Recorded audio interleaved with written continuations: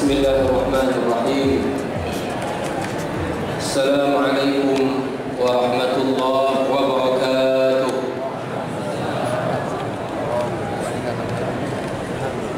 Alhamdulillahilladzi khalaqal insana min nafsin wahidah wa khalaqa minha zawjaha wa batha minhuma rijalan katsiran wa nisaa. Asyhadu an la ilaha illallah wahdahu la syarika lah wa asyhadu anna Muhammadan 'abduhu wa rasuluh. Allahumma shalli wa sallim wa barik alaihi wa ala alihi wa sahbihi ajma'in. Amma ba'd, fa usini wa iyyakum jami'an bi taqwallah. Ittaqullaha haqqa tuqatih wa la tamutunna illa wa antum muslimun.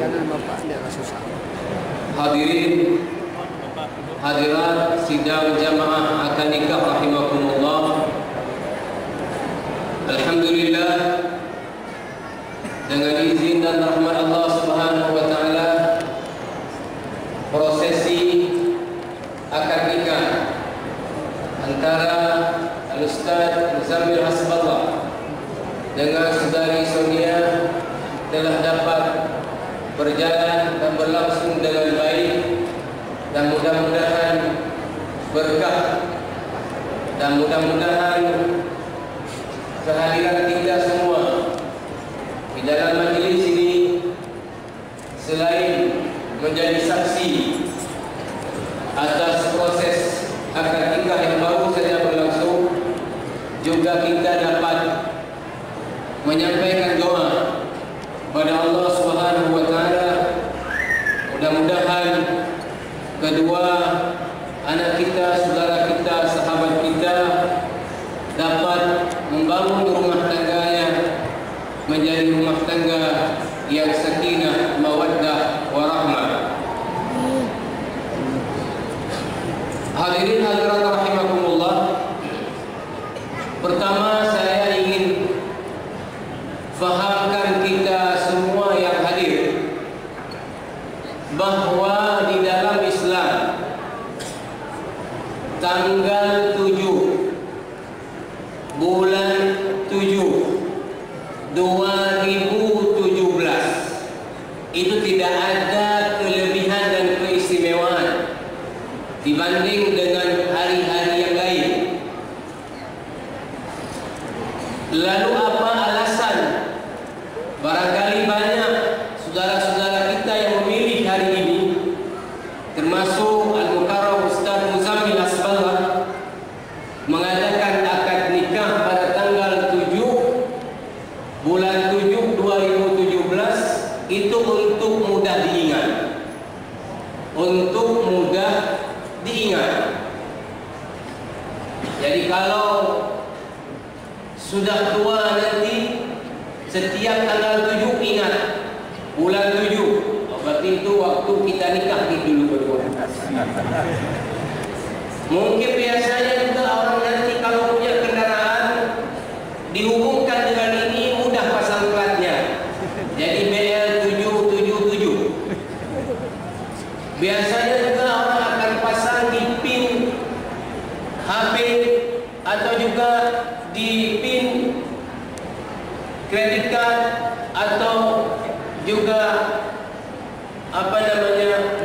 kartu-kartu yang lain. Jadi ini betul-betul sekedar untuk mudah diingat, bukan karena hari ini ada kelebihan dan keistimewaan. Di dalam Islam semua hari baik, tinggal tergantung kita yang menjalani hari itu baik tidak. Jadi hari ini banyak pasangan yang menikah. Lalu bagaimana kelanjutan rumah tangga masing-masing pasangan itu bukan ditentukan oleh tanggal 7 bulan 7 2017, tapi ditentukan oleh bagaimana pasangan-pasangan tersebut membangun rumah tangganya masing-masing. Maka kalau dibangun dengan sikap dan perilaku yang baik, maka akan terbangunlah rumah tangga yang baik. Tetapi kalau tanggal dan harinya cantik menjadi rumah tangganya belum tentu cantik. Yang kedua, tadi pengurus masjid memberi penghargaan kepada Ustaz Muzammil untuk mengadakan akad nikah ba'da subuh yang belum pernah, karena beliau adalah imam dan hafid. Maka pengurus masjid tadi mempersilahkan siapapun yang hafid dan ingin menikah ba'da subuh, silahkan melapor. Tapi saya yakin ini enggak berlaku bagi yang menikah kedua.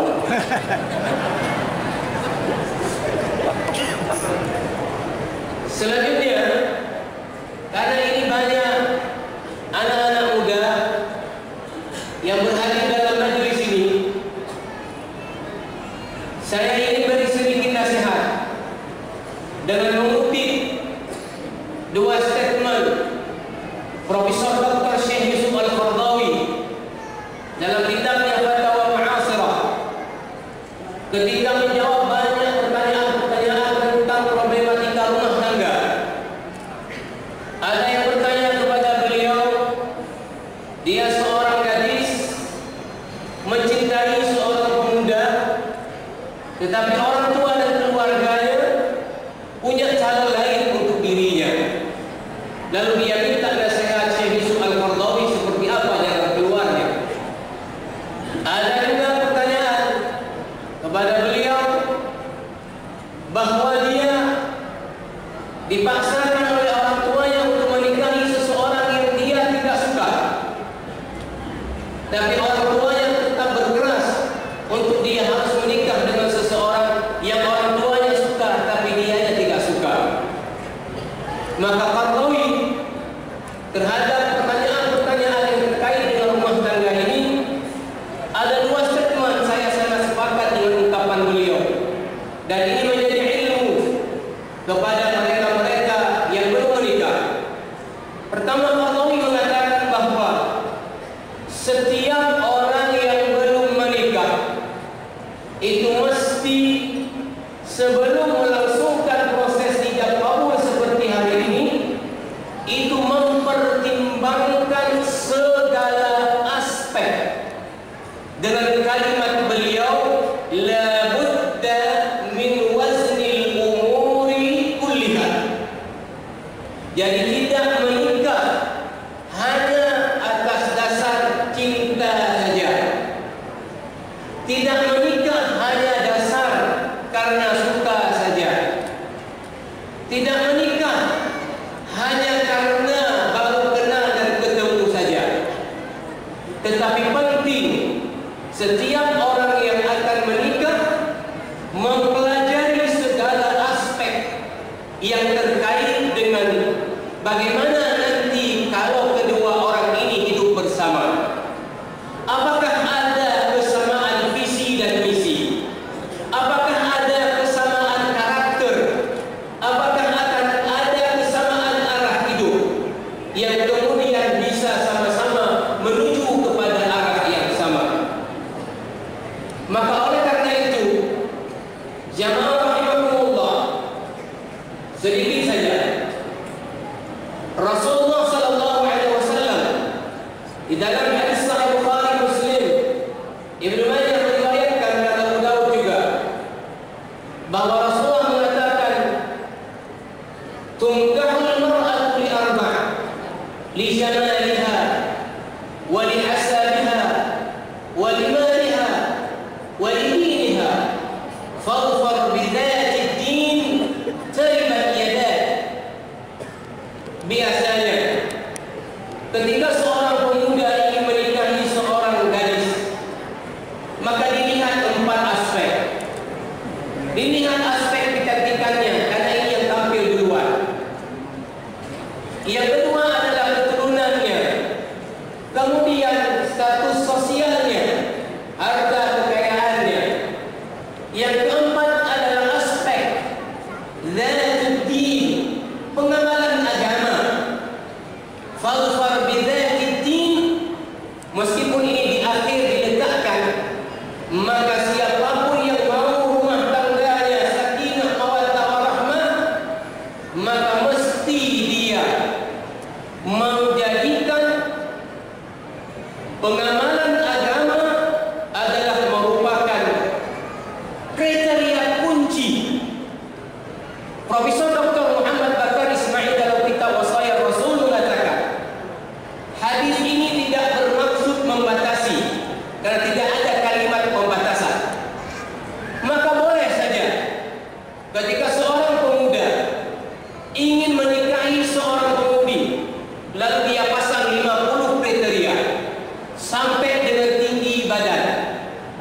ukuran badan, ukuran sepatu, sampai dengan anak satu-satunya sudah punya mobil sendiri, sudah punya rumah sendiri. Silahkan, hadis ini tidak membatasi. Tetapi hadis ini kemudian memberi kata kunci. Sebanyak apapun kriteria dipenuhi oleh seorang pemudi tersebut, tapi ketika dia tidak punya aspek akhlak dan amal agama yang baik, maka ini mesti didelete dari bursa. Saya sampaikan, misalnya satu orang buat 50 kriteria calon istri, dia dapatkan satu orang calon terpenuhi 49 kriteria, tapi satu kriteria amal agama akhlak tidak ada, maka ini mesti didelete dari calon bursa istri, karena kriteria kunci tidak ada. Cari kandidat yang lain.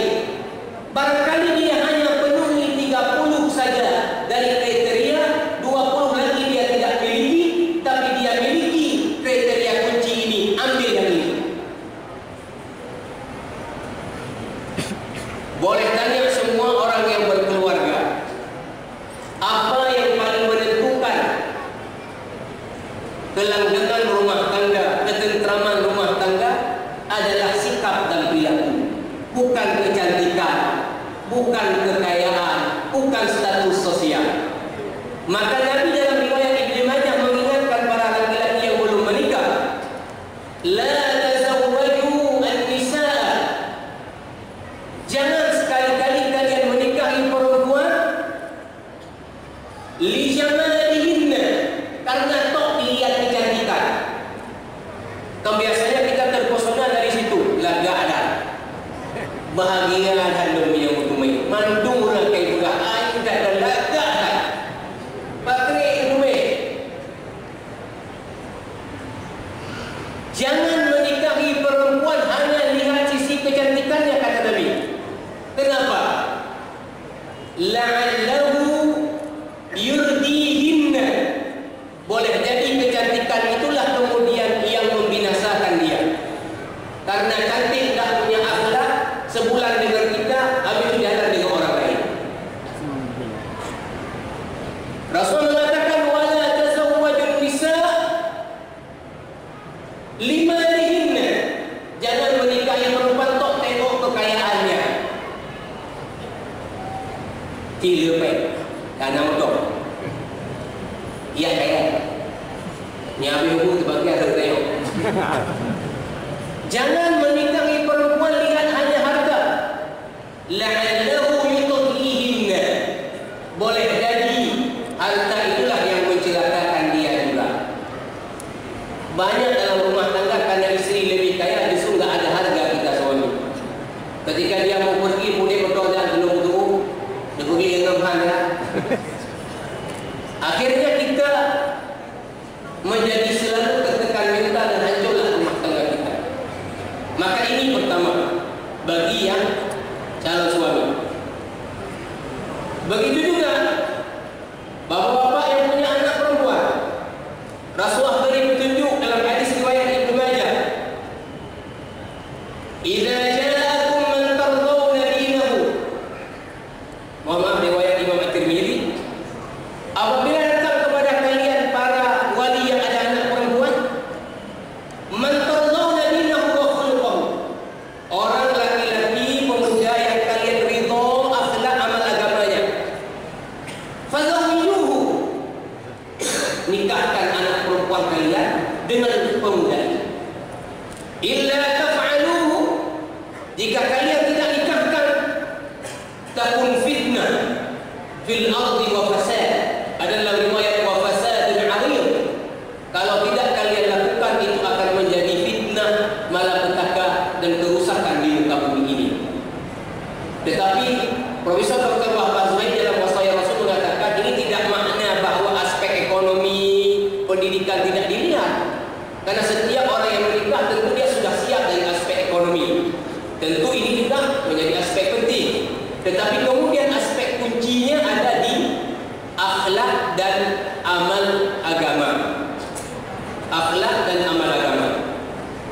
Terakhir untuk yang belum menikah, Qardawi mengeluarkan statement la budda min ridal atraf. Setiap pernikahan yang ideal, semua pihak yang terkait harus ridha. Suami yang menikah harus ridha dia menikah dengan istrinya. Istri yang menikah harus ridha dia dengan calon suaminya. Orang tua anak perempuan harus ridha dengan pernikahan. Orang tua suami juga harus ridha dengan pernikahan. Maka sering mohon maaf, karena didorong oleh cinta bukan, maka kemudian ada anak-anak perempuan yang ketika sudah cinta kepada seseorang dilaporkan ke orang tuanya, orang tua kemudian kirim intel untuk cek and recheck. Ditemukan ini pemuda tidak salat, ini pemuda ugal-ugalan, orang tak tanggung jawab, ini orang apa namanya geng sepeda, geng motor. Maka kemudian ditolak oleh orang tuanya, disuruh cari yang lain. Tetapi anak ini dengan dalih bahwa sudah kadung cinta, sehingga dia paksakan untuk tetap menikah dengan pemuda ini tanpa ridha orang tuanya, sehingga mencari qadhiyah. Saya sebut perlu diingat oleh para perempuan yang belum menikah. Orang tua sudah membina, mengayomi, membesarkan sudah dalam kandungan.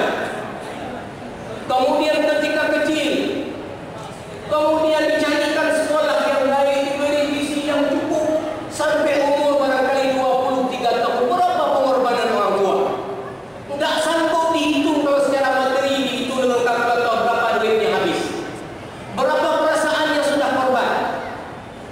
Nah, kemudian ada satu orang pemuda hanya dibawa dia ke belah bintang makan rujak plus teh botol satu. Ketika dihitung berdua 30.000. 30.000 ini telah mengorbankan orang tua yang tidak terhingga berapa nominal yang dikeluarkan dan perasaan tadi, sehingga dia nikah paksa lari tanpa ada kerelaan orang tuanya. Maka jangan pernah lakukan seperti ini, durhakanya terlalu besar.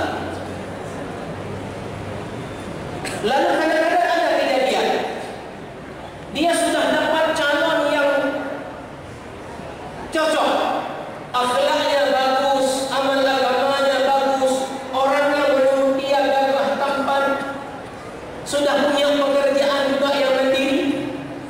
Lalu ketika diajukan ke orang tuanya keberatan, karena orang tuanya pakai kacamata sendiri, anaknya harus calonnya dokter, atau paling tidak dia kerja di bank, sehingga kalau bukan dokter lambe.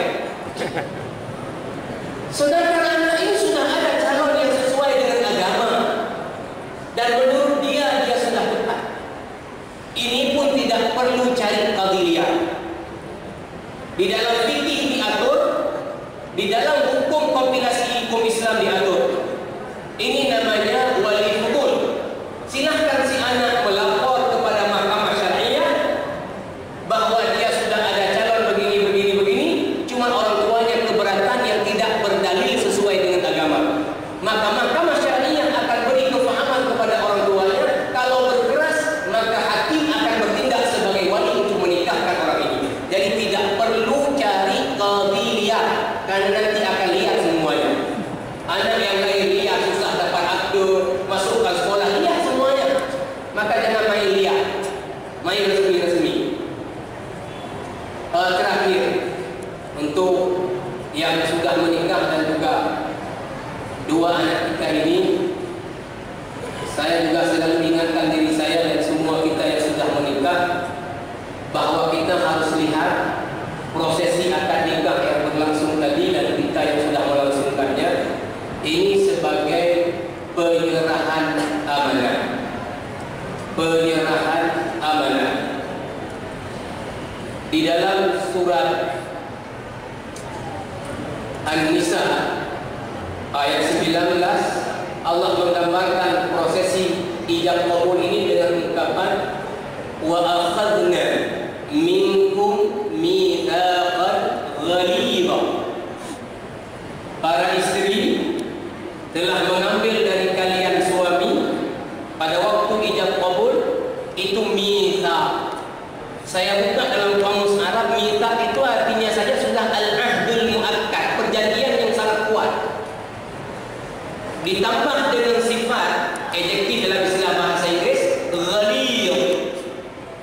Tidak tahu kalau najis ringan mukhaffafah, yang pertengahan mutawassithah, yang berat mughalladhah. Jadi prosesi ijab qabul yang dilakukan tadi adalah melakukan perjanjian kita orang laki-laki ini kepada wali istri kita dengan perjanjian yang sangat pokok. Dalam hadis Sahih Muslim, Rasulullah menjelaskan sejalan dengan ayat ini, ittaqullaha fin nisa. Kalian harus bertakwa kepada Allah dalam kalian memperlakukan istri kalian. Kenapa? Fa innakum akhastumuhunna bi amanatillah wastahlaltum furujahunna bi kalimatillah. Karena kalian telah mengambil istri kalian dari walinya itu dengan amanah kepada Allah Subhanahu wa taala. Maka kita review memori kita. Saudara Muzammil sebagai contoh.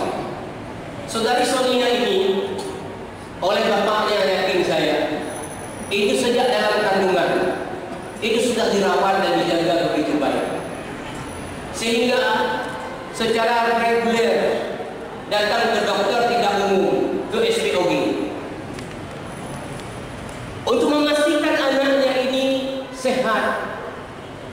Sehingga kadang-kadang ibu kalau dinasihati dokter ini, ibu perlu banyak gerak sedikit, perlu jogging. Biasanya tidak pernah, tapi demi anaknya kemudian dia paksa. Kemudian bayangkan kemudian ketika melahirkan, seperti apa pengorbanan ibu. Ketika anak kecil yang harus dijaga, dirawat, nangisnya nggak tahu kenapa dia nangis. Dibeli ini kemudian masih nangis, dikasih itu masih nangis, masih nangis, nggak tahu apa nangis.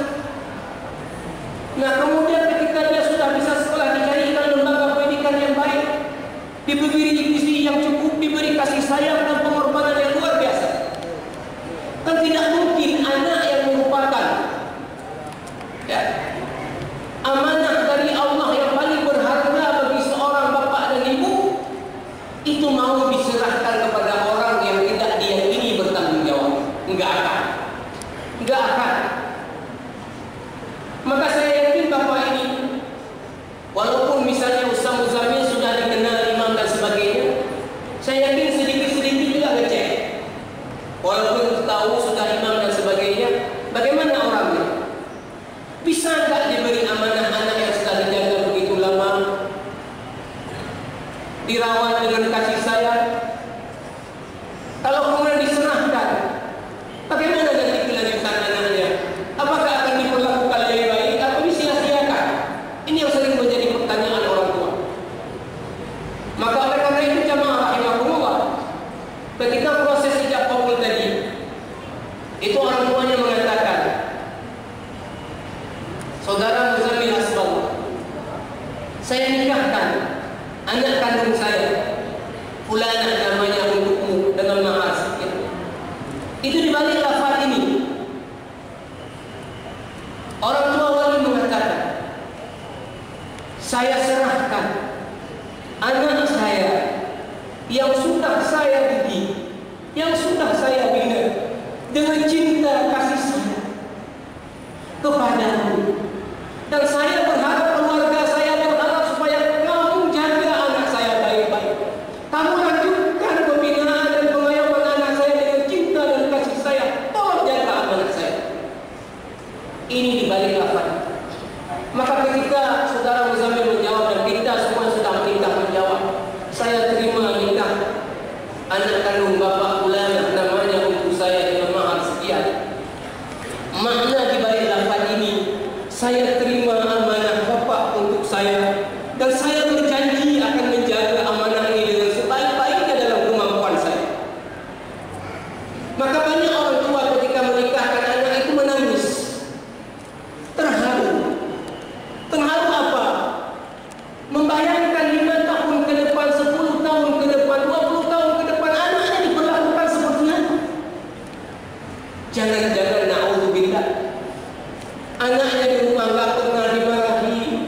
nggak pernah disakiti.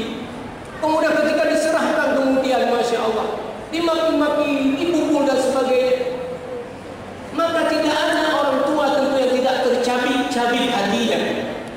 Kalau si buah hatinya dia dibesarkan dengan cinta dan kasih sayang, kemudian disia-siakan oleh suaminya. Saya yakin kalau kita punya uang misalnya 5 juta, titip kepada seseorang saukasi ibu kita di kampung, nyopeng di telur maklum dia. Lalu ketika kita cek ke orang tua kita, tidak dia kasih, dia bawa lari. Pasti kita kesal. Amanah kita disia-siakan. Tapi itu tidak akan sebesar kesal kalau anak yang kita besarkan dengan kasih sayang kita tadi itu disia-siakan. Maka oleh karena itu, saya menasihati diri saya dan kita semua para suami, setiap kita sudah menikah, maka kita berkomitmen bahwa kita akan buat istri kita ketika bersama kita lebih bahagia lagi berbanding ketika dengan keluarganya.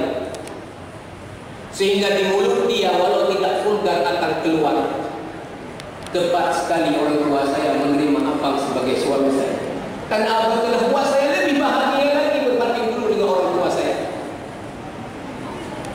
Na'udzubillah, kalau karena perlakuan kita kepada istri kita hilang kebahagiaan. Ino dengan uji romangan kenal tentrapnya banyak hancur lo. Maka mulo belah bagai hati ya. Maka kita harus komitmen untuk memberi yang terbaik sehingga dia lebih bahagia dengan kita berbanding dengan orang tuanya. Maka oleh karena itu Al-Quran memesankan kepada para suami, wa'ashiruhunna bil ma'ruf, perlakukanlah istri kalian secara ma'ruf. Yang menarik, Imam Al-Ghazali mengatakan bagaimana memperlakukan istri secara ma'ruf, bukan saja tidak menyakiti istri dalam bentuk apapun, tetapi bersabar terhadap perlakuan istri yang menyakiti suaminya. Maknanya wa'ashiruhunna bil ma'ruf. Al-Ghazali berkata seperti ini bukan tidak punya argumen.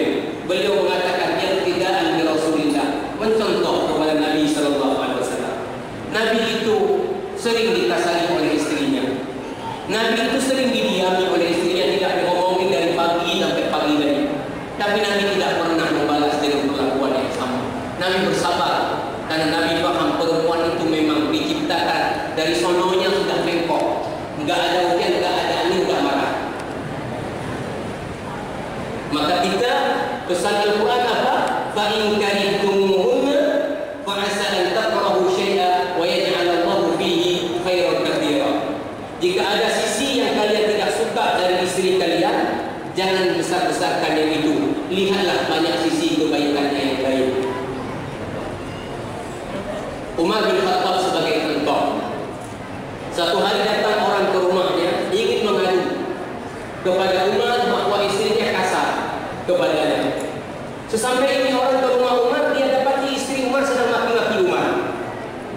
Maka kemudian dia lihat Umar tahan saja, sabar saja. Akhirnya dia permisi pulang, enggak berani ngadu. Tapi Umar baca gelagat orang ini mau mengadu, maka Umar tanya, kamu kok sudah pulang? Sepertinya ada kamu mau lapor. Betul Amirul Mukminin, saya mau lapor, sebetulnya istri saya sering kasar dengan saya. Tapi setelah saya sampai di rumah Amirul Mukminin, Amirul Mukminin setipu dengan istri saya juga rumahnya kasar. Tapi saya lihat Umar bersabar saja. Apa jawab Umar bin Khattab? Istri kita banyak jasanya untuk kita, mendidik anak kita, menjaga rumah kita, cuci pakaian kita, masak nasi untuk kita. Maka kalau ada yang kurang-kurang, maka kita lihat kelebihan-kelebihan yang lain.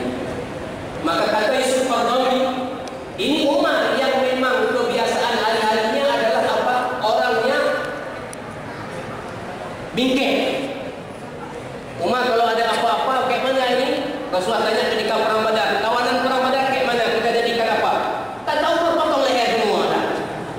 Biar dia tahu Islam ini kuat, biar tak berani lawan lagi. Tapi Umar yang hari-hari bawaannya memang kasar, tapi begitu lembut dengan istrinya. Maka oleh karena itu saya pesan kepada kita para suami semua. Tadi sudah dibaca Pak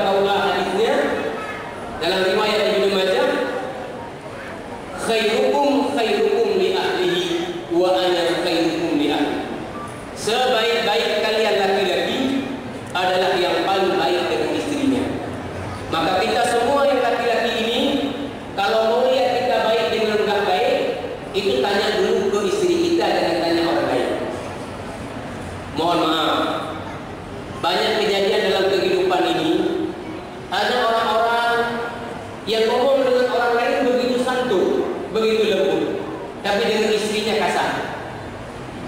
Ada orang-orang yang begitu dermawan dengan orang lain, sehingga di warung bukan saja satu meja dia bayar, semua meja, belum itu menu juga, bahkan dia. Tapi dengan istrinya berdiri. Ini kebolehan. Kembali. Kita kalau dengan orang lain lembut, dengan istri lebih lembut lagi. Kalau dengan orang lain dermawan, dengan istri lebih dermawan lagi. Kalau orang lain pernah kasar, bagaimana dengan istri enggak pernah kasar? Maka kita para suami berusaha untuk memberi kesan yang luar biasa kepada istri kita. Dalam hadis Sahih Bukhari, riwayat dari Aisyah radhiyallahu anha, pernah ada 11 orang perempuan duduk di satu rumah. Itu menceritakan tentang perilaku suaminya kepadanya masing-masing secara terbuka. Maka ada yang menceritakan suami saya begini-gini, buruk semua.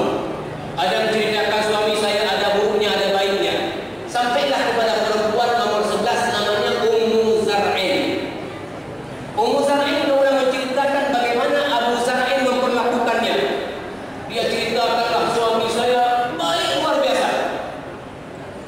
Tetapi satu ketika Abu Zar'in yang begitu baik kepada istrinya Ummu Zar'in tertarik kepada perempuan lain, sehingga dia kawin dengan perempuan lain, menceraikan Ummu Zar'in.